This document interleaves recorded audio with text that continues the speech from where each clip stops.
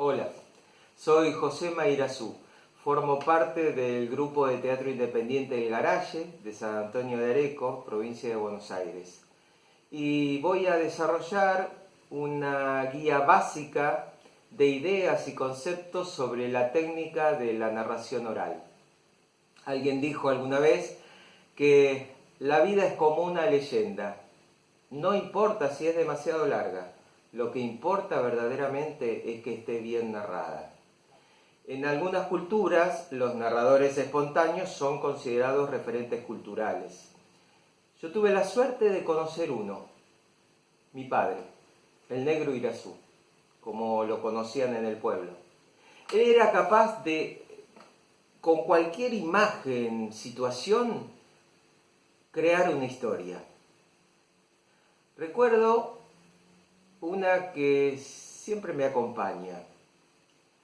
La tarde previa a la Noche de Reyes, muchas veces el cielo estaba muy nublado.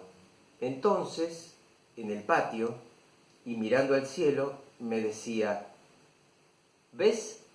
¿Ves allá? Donde se pone más oscuro. ¿Lo ves? ¿Sabés qué es eso?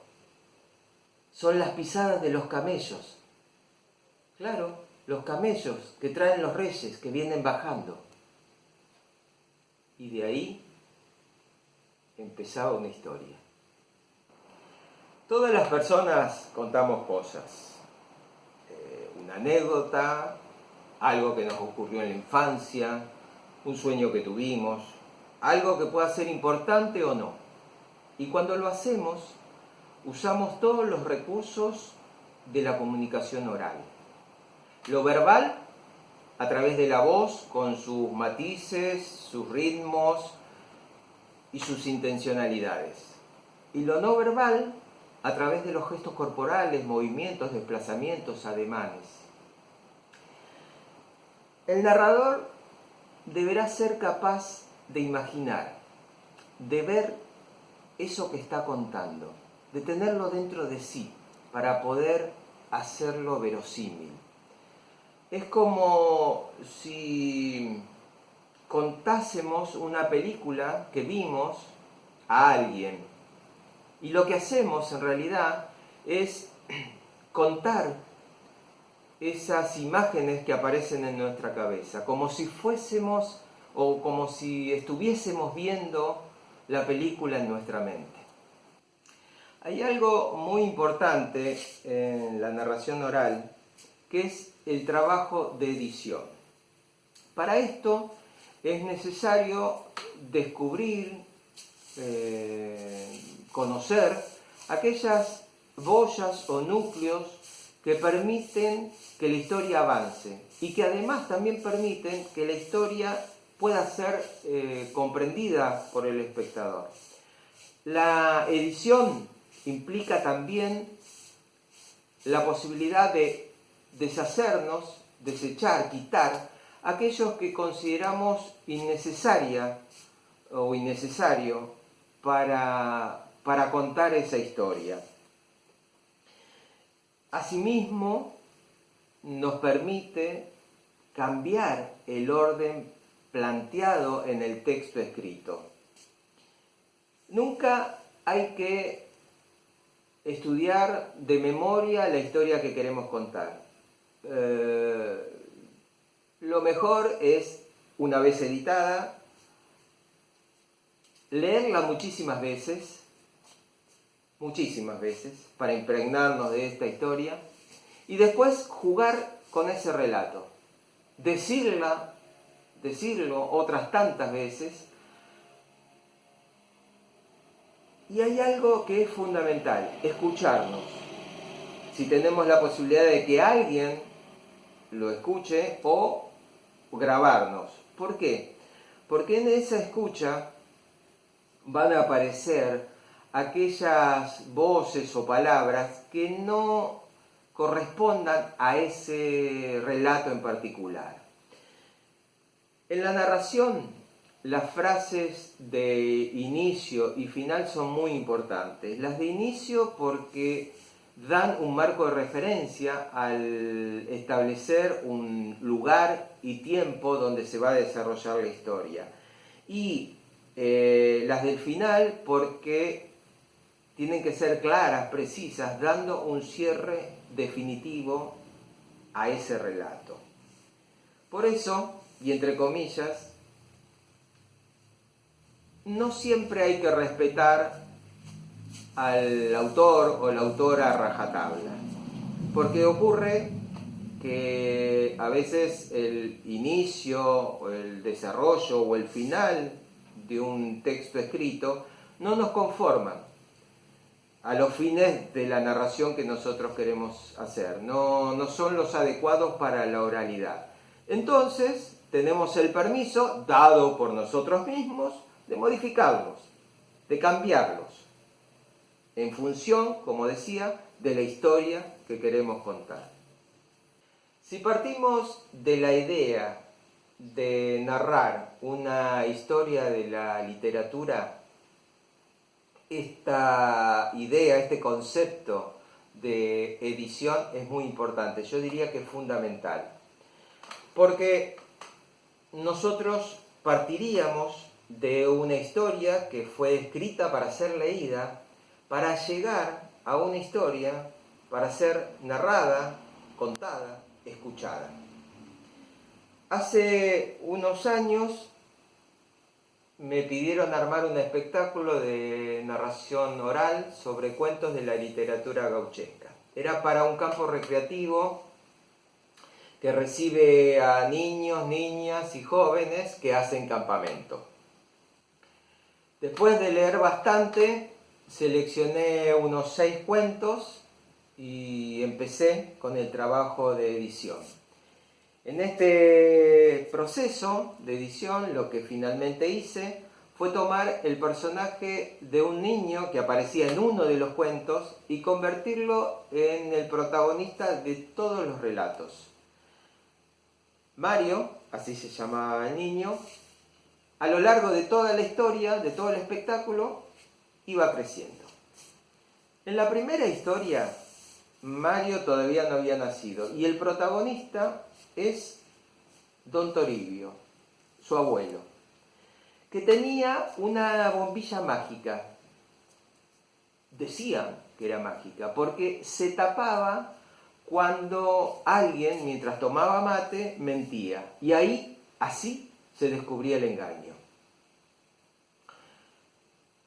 En el último relato, ya Mario tiene 18 años. Y en un descanso, en un viaje de vuelta a la estancia, un viejo peón le cuenta una historia fantástica. Cuando el viejo termina su historia, Mario se da cuenta que la bombilla que usaron para tomar mate no se había tapado ni una sola vez. Esa bombilla era la que le había regalado su abuelo Don Toribio. Entonces Mario se pregunta si la historia que había escuchado era cuento o verdad. Con este ejemplo quiero que vean la importancia del trabajo de edición, porque de él resultará la mejor manera en que la historia será contada. En este caso, este ejemplo que conté recién, el final de la última historia, que lo une a la primera, es una invención propia, porque no existe en ninguno de los relatos escritos. Es más, Don Toribio no es el abuelo de Mario. Es importante tener en cuenta que la historia tiene que tener coherencia y cohesión. Pensemos que el espectador oyente no tiene o no va a tener la posibilidad, como en la literatura, de volver atrás si no entendió alguna parte. Por eso es fundamental que la historia sea precisa y clara. Si son muchos los personajes, no tenemos que enredarnos con los nombres de todos ellos. Y sí, en cambio, trabajar con sus funciones. ¿Qué quiere decir esto? En lugar de nombrarlos por el nombre propio, hablar de su función. El papá, la mamá, la maestra, el bombero, la doctora, etc. También es importante tener en cuenta que las descripciones de aquellos estados de ánimo o psicológico, en lugar de ser dichos, es aconsejable, es preferible que el narrador use su gestualidad para hacerlos visibles. Entonces podemos hablar ahora de los distintos recursos del narrador o de la narradora. En el acto de narrar se ponen en juego todos los recursos expresivos y comunicativos. Los podemos diferenciar en códigos verbales y no verbales. Dentro de los códigos verbales, fundamentalmente la voz. Es importante tener una dicción clara, una buena modulación y siempre contar desde nosotros mismos, sin exagerar ni impostar. Usar frases y párrafos cortos y también distintos matices. Otro tema importante a tener en cuenta es el ritmo. Y esto decía, importante para captar la atención del espectador, del oyente. ¿Cómo se logra esto? Bueno, acelerando o retardando algunas partes del relato, así como también poniendo pausas, silencios. Hay que pensar la estructura de un cuento como si fuera la estructura de una casa. Hay habitaciones y hay pasillos. En las habitaciones, el narrador o la narradora se detendrá más tiempo, tendrá más tiempo para contar, tendrá más tiempo para los detalles. En cambio, en los pasillos, el narrador pasará, acelerará el ritmo. Y esto es muy importante para que el espectador, el oyente, no se distraiga con demasiados detalles. Los códigos no verbales tienen en la narración oral la misma fuerza que los códigos verbales. Nos pueden servir para remarcar una acción o la característica de un personaje, sintetizar un texto o inclusive hasta para reemplazar a la palabra. La postura, la presencia del narrador o de la narradora nos hablan de su seguridad o de su inseguridad. Hay que evitar fundamentalmente el balanceo, los movimientos gratuitos e innecesarios, ya que eso puede distraer la atención del espectador. Normalmente usamos gran cantidad de gestos en nuestra interacción cotidiana, decía, muchos gestos y ademanes. Pero como narradores tenemos que tener especial cuidado en elegir aquellos que nos sirvan para remarcar alguna parte importante del relato y cuidando especialmente que no sean artificiosos, porque el exceso de gestos y ademanes también puede ser un elemento de distracción. Otro punto importante dentro de estos códigos no verbales es la mirada. En la narración oral, el narrador o la narradora está directamente involucrado con el público oyente. La mirada debe pasar de un espectador a otro, es decir, no quedarnos en una sola persona. Nos detenemos unas fracciones de segundo en uno, pasamos a otro y así vamos y venimos. Pero nunca quedarnos en una sola persona, porque la idea es que todo el público, todos los espectadores oyentes estén incluidos en este relato. Cuando un narrador cuenta una historia usando su cuerpo, su gesto, su voz, sus emociones, está está generando una imagen de las escenas o de los personajes que será propia de cada espectador, la que cada quien imagine. En cambio, si utilizamos algún elemento como un títere, una máscara o cualquier otro objeto para representar un personaje, esa imagen será la misma para todos los espectadores. Si hablamos de narración oral, estamos hablando de un arte que tiene como eje la comunicación a través del uso del cuerpo y de la voz. Es decir, que todos los objetos o recursos externos que se utilicen, si son necesarios, deben estar para servir a la propuesta, para enriquecerla, y no como objetos decorativos. Si se caracterizan a los personajes a través de voces, gestos corporales o posturas, es importante que estas características se mantengan cada vez que aparezca el personaje y que además se diferencien claramente del narrador o de la narradora. Otra cosa importante a tener en cuenta es no cambiar la posición de los objetos o lugares imaginarios que establezcamos en el espacio. Si decidimos y establecemos que a la derecha hay un árbol, eso lo tenemos que mantener.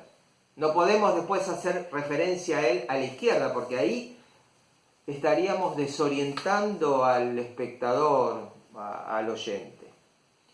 Y esto es algo que puede parecerse una pesadilla. Si nos olvidamos, en el momento en que estamos haciendo la narración, si nos olvidamos de alguna parte de la historia, lo importante es mantener la calma. Eso, mantener la calma. Lo que podemos hacer, si es indispensable, esa parte que nos olvidamos, ponerla, introducirla en otro lugar del relato. Recuerden que el público no conoce la versión de la historia que estamos contando. Y además, el relato se mantiene vivo y se reinventa permanentemente. Recuerden que siempre es muy importante elegir una historia que nos conmueva, que nos provoque algo, lo que fuere. Y otra cosa también importante, tal vez más importante, es que justamente lo principal, lo fundamental, lo más importante es la historia y no quien la narra. Muchas gracias.